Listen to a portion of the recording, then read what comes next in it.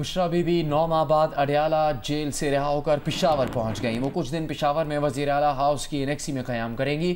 ان کی شوکت خانم میڈیکل ہسپتال میں طبی معائنہ کیا جائے گا۔ بشرا بی بی کی کل اسلام آباد ہائی کورٹ نے توشہ خانہ 2 کیس میں ضمانت منظور کی تھی۔ آج رہائی کے بعد وہ پہلے بنی گالہ پھر پشاور پہنچ گئیں۔ انہیں 31 جنوری 2024 کو احتساب عدالت نے 14 سال قید کی سزا سنائی تھی۔ بشرا بی بی اسے دن گرفتاری دینے اڈیالہ جیل پہنچی، تاہم بنی گالہ کو سب جیل قرار دے کر انہیں وہاں 3 ماہ نظر بند رکھا گیا۔ 3 ماہ بعد 8 مئی کو بشرا بی بی کو اڈیالہ جیل منتقل کیا گیا۔ توشہ خانہ کیس میں سزا معطل ہونے اور عدت میں نکاح کے کیس میں بریت کے بعد بشرا بی بی کی رہائی کا حکم جاری ہوا، جس کے بعد نیب نے ان کی گرفتاری توشہ خانہ 2 کیس میں ڈال دی اور اڈیالہ جیل میں ہی رکھا۔ کل اسلام آباد ہائی کورٹ نے بشرا بی بی کی ضمانت منظور کی اور آج رہائی عمل میں آ گئی۔ بانی پی ٹی آئی کی توشہ خانہ کیس میں 14 سال قید کی سزا کے خلاف اپیل کی سماعت 29 اکتوبر کو اسلام آباد ہائی کورٹ کرے گا۔ اسلام آباد ہائی کورٹ اس کیس میں پہلے ہی بانی پی ٹی آئی کی سزا معطل کر کے انہیں ضمانت پر رہا کرنے کا حکم دے چکی ہے۔ سزا کے خلاف مرکزی اپیل زیر التوا تھی، جسے اب 29 اکتوبر کو چیف جسٹس عامر فاروق و جسٹس گل حسن اورنگزیب سنیں گے۔ بانی پی ٹی آئی اور بشرا بی بی کو احتساب عدالت کے جج محمد بشیر نے توشہ خانہ کیس میں 14 سال قید کی سزا سنائی تھی۔ وزیر قانون اعظم نذیر طارق نے کہا ہے کہ 26ویں آئینی ترمیم کے خلاف کوئی درخواست آئی تو وہ آئینی بینچ کے پاس ہی جائے گی۔ جیو نیوز کے پروگرام آج شاہ زیب خانزادہ کے ساتھ میں بات کرتے ہوئے انہوں نے کہا کہ 73 کے آئین میں بھی ججز کی تعیناتی کا اختیار صدر کے پاس تھا، بعد میں ایک فیصلے کے ذریعے عدلیہ نے اس میں اپنا حصہ بڑھایا اور پھر 19ویں ترمیم میں اس کا حلیہ بگاڑا گیا۔ پارلیمنٹ نے دباؤ میں آ کر اپنے اختیارات پر سمجھوتا کیا۔ وزیر قانون نے کہا کہ آئین کے آرٹیکل 239 میں آئین بنانے والوں نے پارلیمنٹ کو اختیار دیا ہے، وہ جو چاہے قانون بنا سکتے ہیں اور پارلیمنٹ کی طرف سے کی گئی کسی بھی ترمیم کو عدالت میں چیلنج نہیں کیا جا سکتا۔ اگر تحریک انصاف کو مخصوص نشستیں مل بھی جاتی تو بھی ان کی پارلیمانی کمیٹی میں نمائندگی نہیں بڑھ سکتی تھی۔ دیکھیے وزیر قانون اعظم نذیر طارق کا تفصیلی انٹرویو آج رات جیو نیوز کے پروگرام آج شاہ زیب خانزادہ کے ساتھ میں۔ امریکی صدارتی امیدوار ڈونلڈ ٹرمپ نے تارکین وطن پر کریک ڈاؤن کا نیا منصوبہ بنایا ہے۔ امریکی میڈیا کے مطابق یہ نیا منصوبہ ٹرمپ کے پہلے دور صدارت کے کریک ڈاؤن کے مقابلے میں کہیں شدید ہوگا۔ امریکی میڈیا کا کہنا ہے کہ ٹرمپ دوبارہ صدر بنے تو وہ امریکی تاریخ کا سب سے بڑا ملک بدری آپریشن شروع کریں گے۔ ٹرمپ اس آپریشن کے لیے فوج کو بھی استعمال کرنا چاہتے ہیں۔ امریکی میڈیا نے مزید لکھا ہے کہ لاکھوں غیر قانونی تارکین وطن کو تحویل میں لے کر ملک بدر کرنے سے پہلے حراستی مراکز میں رکھا جائے گا۔ امریکی سینٹرل کمانڈ کے میگزین نے army chief general Asim Munir کو خراج تحسین پیش کرتے ہوئے لکھا ہے کہ جنرل عاصم منیر کو پاکستان کی سلامتی، استحکام اور خوشحالی کے لیے پرعزم رہنما کے طور پر یاد رکھا جائے گا۔ امریکی جریدے یونیپات نے لکھا کہ جنرل عاصم منیر نومبر 2022 میں کمان سنبھالنے کے بعد سے پاکستان کی سلامتی، استحکام اور خوشحالی کے لیے کوشاں ہیں۔ ان کی قیادت میں شدت پسند گروپس کے خلاف 22,000 سے زیادہ انٹیلیجنس بیسڈ آپریشن ہوئے ہیں۔ جریدے کے مطابق جنرل سید عاصم منیر نے واضح کیا ہے کہ پاکستان اپنے شہریوں کی حفاظت کے لیے دہشت گردوں کے نیٹ ورکس کو ختم کرے گا۔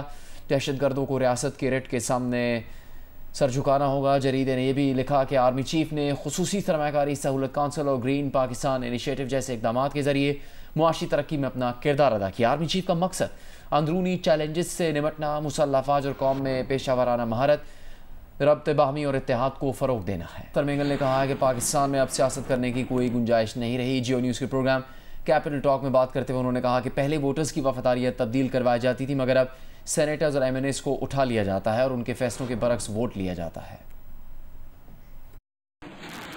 پاکستان میں اب سیاست کرنے کی کوئی گنجائش نہیں رہی ہے۔ اس کا کیا مطلب ہے کہ اب آپ کی پارٹی جو ہے وہ آئندہ سے انتخابات میں حصہ نہیں لے گی؟ آپ سمجھتے ہیں یہ سیاست ہے؟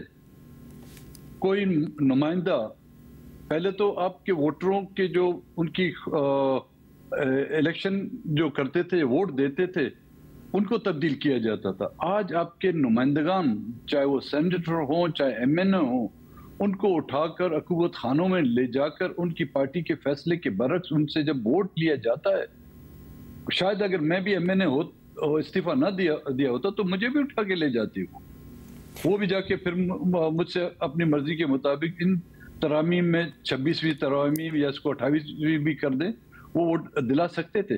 اب میں سمجھتا ہوں کہ ہمارے لیے اب پاکستان کی سیاست میں کوئی گنجائش نہیں رہی ہے۔ چیف جسٹس پاکستان قاضی فائز عیسیٰ کے اعزاز میں سپریم کورٹ بار اور پاکستان بار کونسل کی جانب سے عشائیہ دیا گیا۔ نامزد چیف جسٹس یحییٰ آفریدی، جسٹس مسرت ہلالی، جسٹس نعیم افغان کے علاوہ جسٹس جمال خان مندوخیل، جسٹس امین الدین خان، جسٹس عقیل عباسی عشائیہ میں شریک ہوئے۔ جسٹس محمد علی مظہر، جسٹس شاہد بلال کے علاوہ chief justice Lahore high court justice Aliya Neelam نے بھی عشائیے میں شرکت کی ہے۔ ان کے علاوہ اسلام آباد ہائی کورٹ اور لاہور ہائی کورٹ کے دیگر ججز نے بھی عشائیے میں شرکت کی ہے۔ 26ویں آئینی ترمیم میں واضح ہے کہ آئینی بینچ بنانے کے لیے جوڈیشل کمیشن کا اجلاس کسی رکن کی عدم موجودگی یا آسامی خالی ہونے سے نہیں رکے گا۔ وزارت قانون اور انصاف نے 26ویں آئینی ترمیم پر وضاحت جاری کر دی ہے۔ وزارت قانون و انصاف نے سوشل میڈیا اور پریس پر 26ویں آئینی ترمیم سے متعلق غلط فہمیوں پر وضاحت جاری کر دی۔ وضاحت میں کہا گیا ہے کہ آرٹیکل 175A شق 2 کے تحت جوڈیشل کمیشن آف پاکستان 13 ممبران پر مشتمل ہے۔ جوڈیشل کمیشن اپنے پہلے اجلاس میں آرٹیکل 191A کے تحت آئینی بینچز کی تشکیل کرے گا۔ نامزد ججز میں سے سینئر ترین جج آئینی بینچز کا سب سے سینئر جج ہوگا۔ آرٹیکل 175A شق 2 اور آرٹیکل 175A شق 3D کے تحت کمیشن کا کوئی فیصلہ کسی رکن کی عدم حاضری یا خالی آسامی پر باطل نہیں ہوگا۔ جوڈیشل کمیشن آرٹیکل 202 شق 1 کے تحت ہائی کورٹس کے آئینی بینچز کا قیام کرے گا۔ وضاحت میں صوبائی سطح پر آئینی بینچ کے قیام پر وزارت قانون و انصاف کا کہنا ہے کہ ہائی کورٹس میں آئینی بینچز کا قیام اس صورت ہوگا جب صوبائی اسمبلیاں اراکین کی اکثریت سے قرارداد منظور کریں گی۔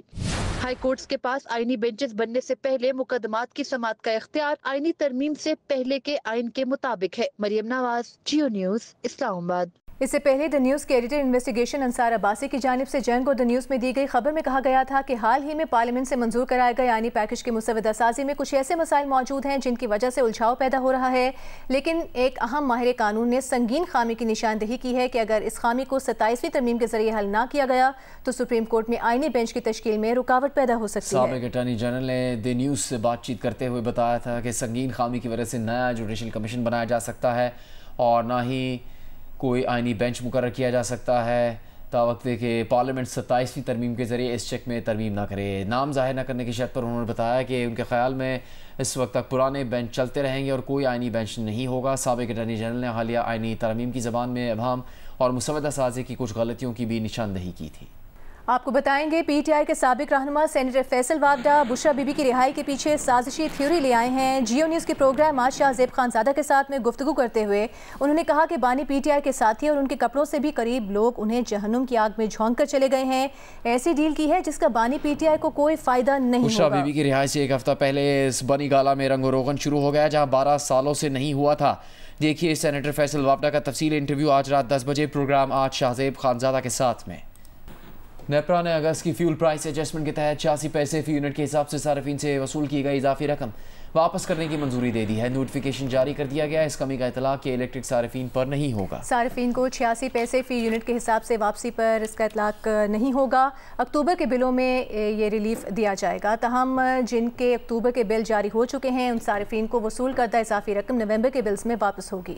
کہ الیکٹرک نے ستمبر کی ماہانہ فیول ایڈجسٹمنٹ کی مد میں بجلی ایک ماہ کے لیے 16 پیسے فی یونٹ سستی کرنے کی درخواست نیپرا میں جمع کروا دی ہے۔ درخواست کی سماعت 31 اکتوبر کو ہوگی۔ یہ کمی منظور ہوئی تو کہ الیکٹرک کے صارفین کو 24 کروڑ 70 لاکھ روپے کا ریلیف ملے گا۔ اس سے پہلے کہ الیکٹرک اگست 2024 کی ماہانہ ایڈجسٹمنٹ کی مد میں 51 پیسے فی یونٹ کا اضافہ مانگ چکا ہے، جس پر نیپرا کا فیصلہ آنا ابھی باقی ہے۔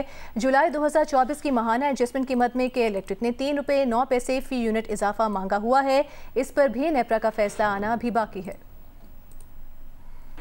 بھاری ٹیکسوں سے تنخواہ داروں کی بس ہو گئی۔ صنعتی شعبے بھی ٹیکس کی انتہائی حدوں کو چھو گیا۔ اب اگر ٹیکس آمدن بڑھانا ہے تو زراعت پر ٹیکس لگانا ہی ہوگا۔ یہ بات کہی ذرا مختلف الفاظ میں وزیر خزانہ محمد اورنگزیب نے۔ فرانسیسی خبر ایجنسی کو انٹرویو میں انہوں نے کہا کہ تنخواہ دار طبقے پر ٹیکسز کا مزید بوجھ نہیں ڈال سکتے۔ صنعتی شعبہ ٹیکس کی زیادہ سے زیادہ حد کو پہنچ چکا۔ اب زرعی آمدن سے ٹیکس کی وصولی بہتر کرنا ہوگی۔ ریل اسٹیٹ اور ریٹیل سیکٹر سے بھی ٹیکس بڑھانا ہوگا۔ انہوں نے کہا کہ اس سال 52 لاکھ سے زیادہ انکم ٹیکس گوشوارے جمع ہوئے۔ ٹیکس بیس میں 29% اضافہ ہوا ہے۔ پراپرٹی ٹیکس بڑھانے کے لیے ایف بی آر نے پراپرٹی کے سرکاری ریٹس کو مارکیٹ ریٹس کے 75 سے بڑھا کر 90% کرنے کا فیصلہ کر لیا ہے۔ ذرائع کے مطابق ایف بی آر نے ملک کے 54 شہروں میں پراپرٹی کی قیمت اثر نو تعین کرنے کا عمل مکمل کر لیا ہے۔ وزارت قانون سے توثیق کے بعد نوٹیفیکیشن جاری ہونے کا امکان ہے۔